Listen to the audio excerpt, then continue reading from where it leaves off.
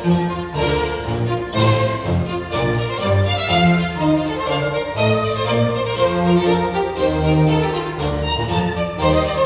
and welcome once again to the Classic English Literature Podcast. Today, episode 12, Beaten for a Book, Chaucer's Wife of Bath. I've noticed recently an increasingly common rhetorical tic in conversations and in the media. I hear it most often in those man or woman on the street segments in news broadcasts or in interviews. Whenever someone is asked a question about some current issue or event, they frequently begin their response with something like, well, speaking as a mother, or speaking as a doctor, or some other assertion that their position or occupation confers on what will follow a certain authority, trustworthiness. Now, on the editorial pages of newspapers and magazines, too, I increasingly find clickbait headlines such as, I'm a personal trainer, here's the truth about free weights. In rhetoric, this is called an ethos appeal, using your own expertise and character to lend credibility to your point of view. Yet while the ethos appeal dates at least back to Aristotle, it is only comparatively recently that we have accepted it as the basis for argumentation among the hoi polloi. For most of history, and especially here as we are in late medieval Europe, authority resided solely in the established texts of antiquity and church teaching. Writing still had, even in the late Middle Ages, quite a talismanic power. One's personal, first-hand, empirical experience counted for very little when compared to the pronouncements of written authority. And this is what makes Chaucer's Alisoun, the wife of Bath, such a marvelously fascinating character. Her prologue and tale are arguments asserting the primacy of personal experience over established authority. And put into the mouth of a woman, it's rather punk rock when you consider it. Let's have a look at her verse portrait in the Canterbury Tales general prologue. Quote, a worthy woman from beside Bath City was with us, somewhat deaf, which was a pity. In making cloth she showed so great a bent she bettered those of Ypres and of Ghent. In all the parish not a dame dared stir towards the altar steps in front of her, and if indeed they did, so wrath was she as to be quite put out of charity. Her kerchiefs were of finely woven ground. I dared have sworn they weighed a good 10 pound, the ones she wore on Sunday on her head. Her hose were of the finest scarlet red and gartered tight. Her shoes were soft and new. Bold was her face, handsome and red in hue. A worthy woman all her life. What's more, she'd had 5 husbands all at the church door, apart from other company in youth. No need just now to speak of that, forsooth. And she had thrice been to Jerusalem, seen many strange rivers and passed over them. She'd been to Rome and also to Boulogne, St. James of Compostela and Cologne, and she was skilled in wandering by the way. She had gap teeth, set widely, truth to say. Easily on an ambling horse she sat, well wimpled up, and on her head a hat as broad as is a buckler or a shield. She had a flowing mantle that concealed large hips. Her heels spurred sharply under that. In company she liked to laugh and chat, and knew the remedies for love's mischances, and art in which she knew the oldest dances. So Chaucer Pilgrim describes a rather wealthy and vivacious woman of middle years, who is also a little deaf, sadly, with extravagant clothing and an expansive ego. She's a member of that rising middle class in post-plague England. She's a cloth maker, and seemingly a very successful one. Her wares surpass those made in Northern Europe, renowned textile areas at the time, though some scholars see this as an empty boast, that West English textiles were woefully substandard. Either way, she can afford scarlet cloth herself, which is very expensive to produce, and she wears new shoes and 10 pounds of kerchiefs, a huge hat. Fashionably flamboyant, to say the least. And she's done a fair bit of traveling. Jerusalem 3 times, and other famous pilgrimage sites like Rome and Compostela. A trip to the Holy Land back in the 14th century could take upwards of a year, and this woman has had the money to go several times. You've come a long way, baby. Of course, the thing most people notice about her is the fact that she has been 5 times married, not to mention several lovers, Chaucer Pilgrim discreetly implies, punning on wandering by the way as both an experienced traveler and a promiscuous woman. Once we note that, details like her scarlet red hosiery, her bold red face, her large hips, and gap teeth point to her energetic sexuality. Yes, gap teeth was a medieval shorthand for sexy. Curious. Yeah, it worked for Lauren Hutton back in the 70s. And it's sex and marriage that are the core of her prologue and tale. When it's her turn to speak, she, like the pardoner, offers a lengthy literary confession justifying her life. To prove this, let facts be submitted to a candid world. She begins, Experience, though no authority were in this world, were good enough for me to speak of woe that is in all marriage. For masters, since I was 12 years of age, thanks be to God, who is for aye alive, of husbands at church door have I had 5, for men so many times have wedded me, and all were worthy men in their degree. It's a declaration of war right from the start. She says that, because she has been married 5 times since the age of 12, that she has more credibility to speak of marriage than do all the established authorities of the church, who are entirely male, entirely celibate.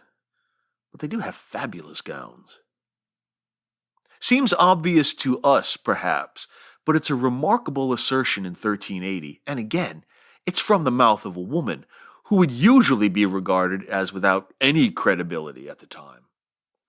She proceeds to cite biblical evidence, including Jesus' presence at the wedding of Cana, his conversation with the Samaritan woman by the well, and the Genesis injunction that, quote, God bade us all to wax and multiply. That kindly text I well can understand. Note that she uses the word text. She's explicitly contending on traditional authoritative, that is to say, written, grounds. She gilds the lily by pointing out King Solomon's exhaustive, and frankly, it seems to me, exhausting harem. The first part of her speech includes deconstructing the examples of the patriarchs, especially Abraham and Jacob. Then she turns to the admonitions of St. Paul. I must note, however, that she often misquotes or misrepresents some of her texts, leading to speculation that she is illiterate and only repeating what she has imperfectly remembered, or that maybe whatever priests or monks have taught her have been mistaken in their understanding. Throughout her discourse, the wife also uses the language of a merchant, a middle-class businesswoman, to characterize the marital relationship. She draws an analogy between virgins in gold on one hand and wives in wood on the other, noting that both have their use in a noble household. Marital sex she refers to in terms of commerce and exchange. Quote, a man must yield his wife her debt, and, quote, whenever he likes to come and pay his debt, and, quote, I'll have a husband yet who's both my debtor and slave. Remember that she is a wealthy cloth maker, and business is her business. And here's an interesting point, though. We know her as the wife of Bath. Everyone else on the pilgrimage, Chaucer identifies by their profession, right? We've got a knight, a nun, a pardoner. Why is she not a weaver or a cloth maker? Why the wife? You can search the 1,300 lines of the wife's texts and not find any significant reference to her business. It's only mentioned in her verse portrait, but it doesn't play any important role anywhere else in her prologue or tale. So follow me on this one. For most of pre-modern European history, women had no legal or economic status. A woman was, in English law, sub verga viri sui, means under the rod of her man. She was covered by the dominant man in her life, her father as a child, and her husband as a wife, called femme convertit baron. Even widows were not given any legal recognition at this time. Yet, after the social disruptions occasioned by the Black Plague, widows were afforded the right to inherit property. This casts the middle section of the wife's prologue into quite a revealing light. To wit, the pardoner interrupts to say that he had intended to marry. Really, dude? Really? But she has convinced him otherwise. This prompts her to embark upon a recital of her first-hand experience of marriage. Quote, "Those husbands that I had, 3 of them were good and 2 were bad. The 3 that I call good were rich and old." And there the farthing drops. These husbands are good because they are wealthy, old, and submissive. She can exploit their, shall we say, enthusiasm for a young wife, and when they perish of exhaustion, she inherits their wealth. So it seems that she is something of a professional wife. Her wealth seems to come from canny marriages, not necessarily quality textiles. She repeatedly insists that she has no interest in their lovemaking except to secure her mastery over them in all other matters. How she does so, however, many readers find puzzling. She behaves in the most self-consciously shrewish way she can, exploiting every vile, misogynistic assumption ever held by a chauvinist.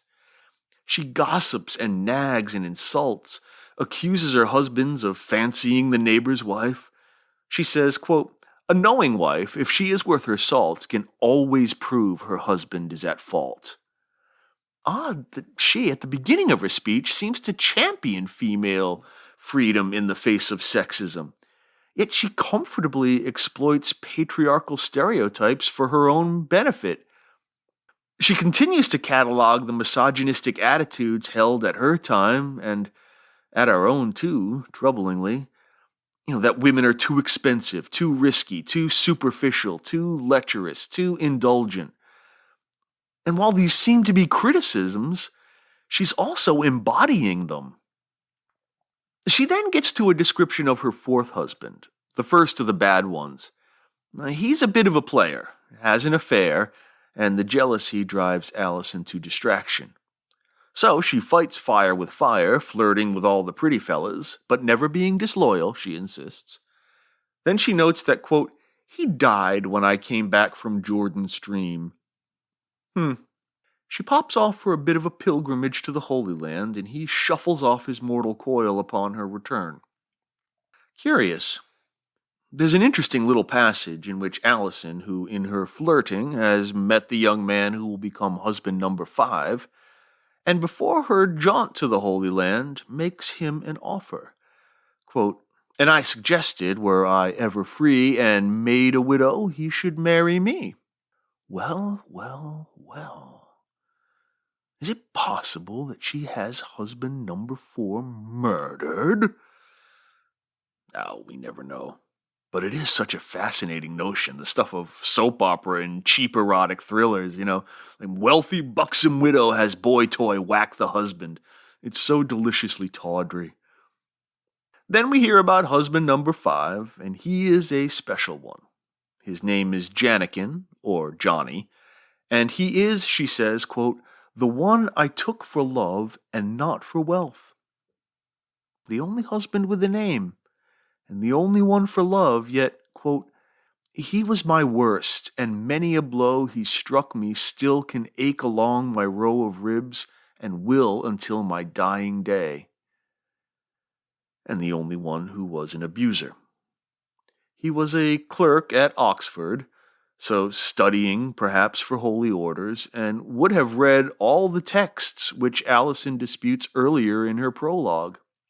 And every night he read to her from a book he calls Theophrastus and Valerius, a work by an 11th century writer named Walter Map.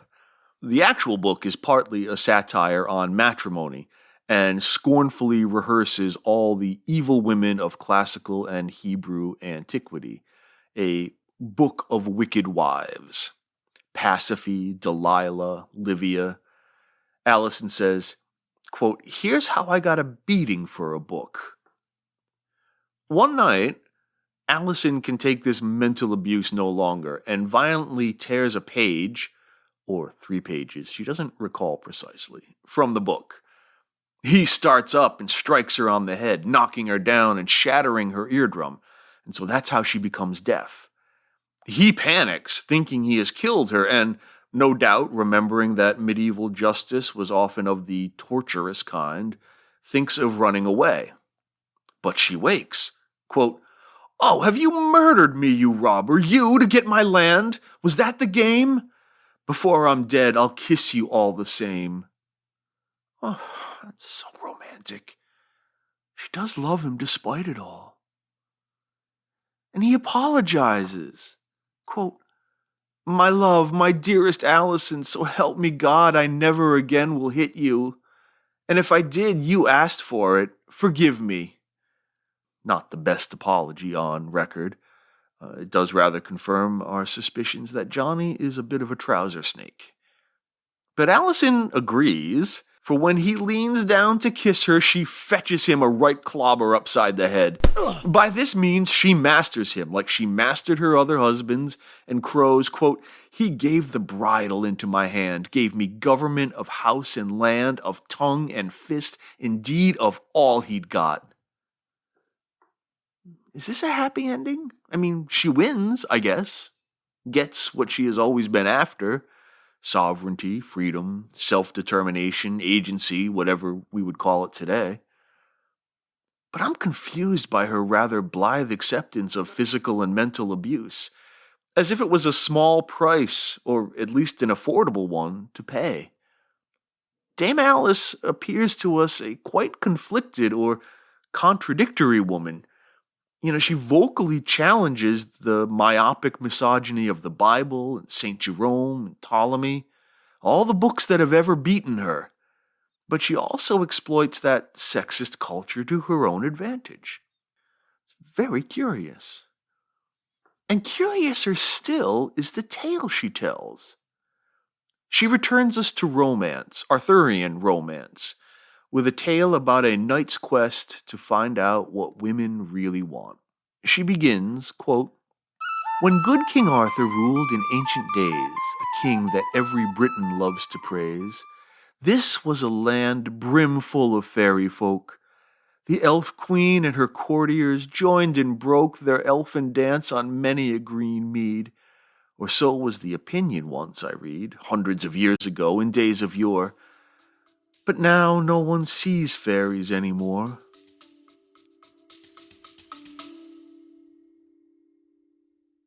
I'm Dan Heath. On the What It's Like to Be podcast, I ask folks about their jobs, like what keeps a TV meteorologist up at night. When I'm at work and there's a tornado coming into town, my husband and my kids have to get into the tornado shelter without me. What keeps a welder driven? I never am satisfied. I always know I can do better. And what keeps a hairstylist on her toes? I know she likes that Halle Berry haircut, but she doesn't look like Halle Berry. Find out on What It's Like to Be, wherever you get your podcasts. Note both the fairy tale quality of this introduction, as well as its pronounced elegiac tone. You remember the elegies from the Anglo-Saxons, those poems that mourned the passing of a golden age. In a pre-Christian era, when Arthur ruled, Britain was an enchanted kingdom. But, she adds in what at first seems an editorial digression, that enchantment has been destroyed by the arrival of Christianity, by the arrival of the church. What was once a land of magical forests and meadows is now civilized. Alisoun notes the, quote, halls, the chambers, kitchens, bowers, cities and boroughs, castles, courts and towers, thorps, barns and stables, outhouses and dairies, all blessed by wandering holy friars. So we get a classic contrast between the natural and the civil, and the latter drives out the former. But, she says, now maidens can freely wander because there are no mischievous fairies to harass them. A maid only need worry about that holy friar. Quote, there is no other incubus but he, so there is really no one else to hurt you, and he will do no more than take your virtue. Whoa, hang on. That was a heck of a swipe at the church. She says now that those pesky fairies are gone, you only need to worry about a monk, whom she calls an incubus, which is a demon that takes physical form in order to have sex. And even he's not that much of a worry because he'll only rape you. Alisoun's tone turns quite darkly ironic here. She then begins the plot proper. Quote, now, it so happened, I began to say, long, long ago in good King Arthur's day, there was a knight who was a lusty liver. One day, as he came riding from the river, he saw a maiden walking all forlorn ahead of him, alone as she was born, and of that maiden, spite of all she said, by very force he took her maidenhead. Right. A knight of Arthur rapes a country girl. Why? Because she was there. Justly, Arthur is outraged and calls for the knight's immediate death. Alisoun quips, quote, it seems then that the statutes took that view, implying that now, in the post-fairy Christian world, rape goes unpunished. But curiously, quote, the queen and other ladies too employed the king to exercise his grace, and let them decide the knight's fate. Arthur acquiesces, given his wife the power. Remember that. The queen gives Sir Rapist a year and a day to answer this question. Quote, what is the thing that women most desire? If he does, his life is spared. The women of the court offer a way out for a brutal rapist, a rapist that the men of the court wanted dead. Curious. So he goes on the quest, hearing answers like, women want money, they want sex, they want clothes, they want to be widows, and so on and so on and so on, and none of these, of course, is the right answer. So as the year wanes, quote, he rode home in a dejected mood. Suddenly, at the margin of a wood, he saw a dance upon the leafy floor of 24 ladies, nay, and more. Eagerly he approached, in hope to learn some words of wisdom ere he should return. But lo, before he came to where they were, dancers and dance all vanished into air. There wasn't a living creature to be seen, save one old woman crouched upon the green. A fouler-looking creature, I suppose, could scarcely be imagined. She arose and said, Sir Knight, there is no way on from here. Tell me what you are looking for, my dear, for peradventure that were best for you. We old women know a thing or two. We're back in the sylvan world of fairy, magical dances and wise crones. She says that she will tell the knight the answer he seeks, but he must grant whatever request she makes of him. He naturally agrees, hoping to avoid the axe. He returns to court, stands before the queen, and says, quote, a woman wants the self-same sovereignty over her husband as over her lover, and master him. He must not be above her. That is your greatest wish. Whether you kill or spare me, please yourself. I wait your will. Oh, we have a winner. Yes, sovereignty, mastery. That's what women want, like Alisoun had over her husbands, like the queen had over Arthur and the rapey knight. But what does the old crone want? Sir Rapist is in her thrall. She demands that she be nothing less than his wife, nay, his very love. Now, who saw that coming? Oh, all of you? Oh, well, very well anticipated. The knight hesitates, not at first for her foul looks, but because she is not of the aristocracy. Quote, "Alas, that any of my race and station should ever make so foul a misalliance." Then we get what scholars call the pillow talk. The couple are married, but the knight refuses his conjugal duties.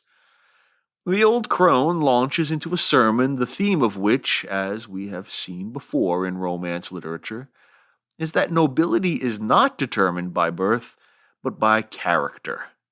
Quote, "Gentle is he that does a gentle deed," she reminds him, citing such textual authorities as Boethius and Seneca.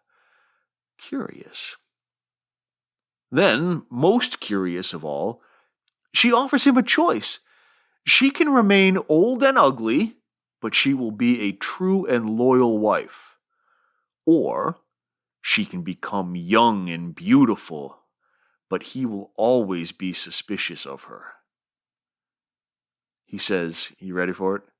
Quote, "You make the choice yourself. Whatever pleases you suffices me." And so she has won the mastery. She has gained her sovereignty. As a reward, she promises him that she will be both hot and sexy and loyal and true. We have a winner. Alisoun concludes her happy ending by saying, quote, "So they lived ever after to the end in perfect bliss. And may Christ Jesus send us husbands meek and young and fresh in bed, and grace to overbid them when we wed. And, Jesu, hear my prayer, cut short the lives of those who won't be governed by their wives." Okay, those 6 lines are so confusing. She prays that women always get submissive studs for husbands, and that those who don't knuckle under should die an early death. But how does this satisfactorily sum up the tale, or the prologue that preceded it? Here's my problem. In her prologue, the wife seems to challenge patriarchal bigotry and violence, calling out, St. Paul and St. Jerome. And then she tells this story that seems to long for a time before folks like Paul and Jerome spoiled the natural world and its justice. But that tale takes its focus off the justice. What happens to the girl who was raped? Anyone know? Anyone care? And instead, it focuses its energy on the reclamation of the knight, a reclamation completely facilitated by women. The queen offers the rapist a way out, the old crone gives him the solution, and at the end, a sexual brute gets everything he wants. How do we square this? Many argue that Alisoun is some kind of proto-feminist champion, challenging the chauvinistic mores of late medieval culture, a culture that roots its power in the authority of the written word. But others argue that she is the embodiment of patriarchal nightmares. She is the epitome of the grasping, conniving, libidinous, greedy, shrew ancient authorities have always described. I'm not sure it should be squared. Alisoun is not a polemical vehicle, a mouthpiece for some socio-political perspective. Like the pardoner, she is irreducible. Maybe it helps, and perhaps this is unscholarly, to think of her as an actual woman, a real person. She married at 12, the youngest canonical age possible, and so has known no life other than that of wifehood. And being bright, she understands the disadvantages of women in her time, but she sees ways to exploit them, and she does so, appropriating male biases and weaponizing them, making herself quite wealthy. But despite such ruthless strategizing, somewhere inside she still longs for love. Once she has secured herself in a masculine world, she can afford to marry for love. Unfortunately, Johnny is a violent abuser, maiming her for life. And yet, she still loves him. She is both literally and figuratively beaten by books. Not only Johnny's physical violence, but by the misogynistic violence of patriarchal texts of the kind that she challenges in the prologue. But is the romance, the fairy tale, too, a subtler kind of violence? The impossible promise of a non-existent world? Alisoun is so disturbingly reminiscent of the stories domestic abuse victims tell even today. How they love their abusers, how it's not really as bad as it seems, how they maybe even deserve it. This internalization of sexual violence is so heartbreaking and so heartbreakingly common. Look at Alisoun's tale. It's a romance in which the knight and the lady live happily ever after. Is there something of the little girl still inside the world-wise and canny wife of Bath? Despite her experience of the woe that is in marriage, does she still nurse a wistful, nostalgic longing for true love as imagined in the fairy tales? Is that why she's traveling to Canterbury? Quote, "Welcome the sixth husband whenever he appears," she says early in the prologue. She's still looking. Does she speak the pillow talk through the old crone not only as admonition, but as pleading? I think Chaucer has created quite a startlingly complex psychology here. It's Shakespearean. But of course, as we puzzle through an interpretation of that psychology, we must be aware that it is, in fact, Chaucer's creation. The projection of a male understanding of female experience. And I should add, by way of disclosure, that Chaucer himself had been charged in 1380 with raping one Cecily Champagne, the daughter of a London baker. The key word in the charge, the Latin raptus, has a somewhat ambiguous English meaning. It could mean sexual assault, or it could mean abduction. And abduction is not necessarily synonymous with kidnapping here. Very recently, some evidence has turned up which suggests that Chaucer took the young woman into his household as a servant when she was bound to another household. So he's like poaching an employee, and that action counted legally as abduction. But at any rate, this detail should be taken into consideration when we're contemplating the motives and desires of Chaucer's most famous character, Alisoun, who is herself a victim of sexual violence. Yikes, that feels a rather grim way to end an episode. Think of something splendid and delightful. Fairies dancing in a ring. They exist if you believe they do, right, Tinkerbell? No. Look, on second thought, I think it's better we leave on an unsettling note. I think maybe we need to consider the grimness lurking behind this apparently comedic woman and this apparently romantic tale. Thanks for listening to the Classic English Literature Podcast. A special thanks to Bernd in Germany. I'm really grateful for the kind and encouraging thoughts. Keep spreading the word. Please take a moment to subscribe and rate the show on your favorite app.